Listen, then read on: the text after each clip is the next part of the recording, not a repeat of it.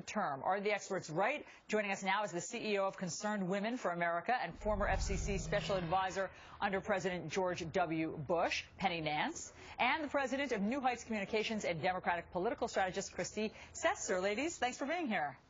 Thanks for having us. All right, there's an article in Politico that says that the Obama campaign is apparently engaged in technology and in this data mining in a way that is unprecedented, unlike anything any other candidate has ever done. They know so much information about every voter, our age, our income, where we live, our interests. Christy, will this help tilt the scales towards President Obama winning a second term?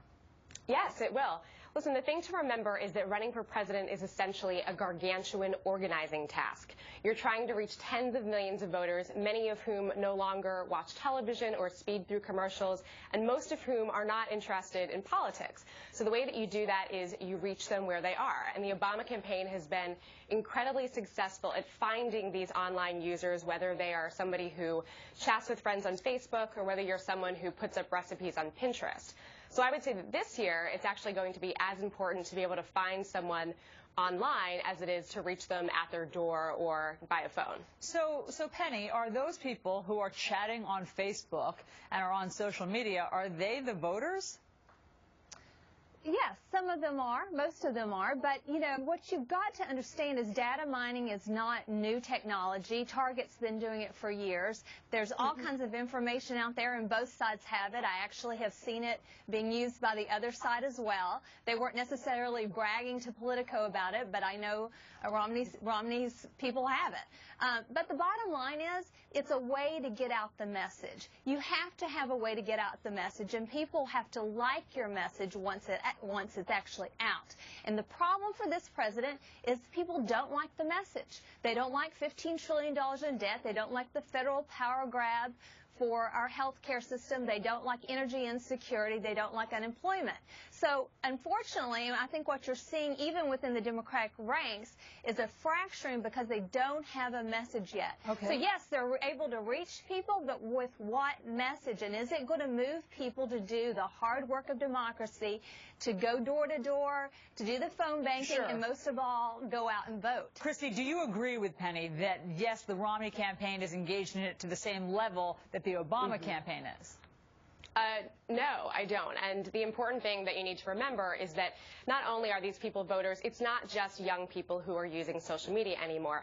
In fact, the number of people that have been on social networking sites has doubled since 2008 alone. And the average person using them is actually skewing older. So the average person is over 35. You know, take your average Pinterest user. It's actually a middle-aged woman from the Midwest. So I certainly agree with Penny that the message matters, but what the difference here is that you're able to target your message so much more, make your message so much more tailored for the person who's using a particular site. Sure, and that's what's interesting, is that they're not just getting their message out, they're getting your information in. Penny, it's a little Big Brother.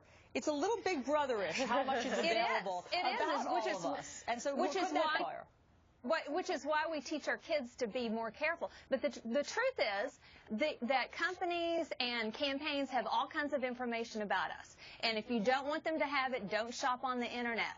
But people, they do have it. Both sides have it. But the bottom line is, of course, Allison, who shows up on Election Day and who has the real zeal for their candidate. I think Wisconsin was instructive on who has more intensity right now. Of course, it's a long way from November, and a lot can happen between now and then. And Concerned Women for America has got a whole She Votes campaign to get out conservative women. Don't complain, go vote. Gotcha. Penny Nance, Christy Setzer, thanks so much for coming in for the debate. Thank you. Thanks for having us. Coming up, he's leading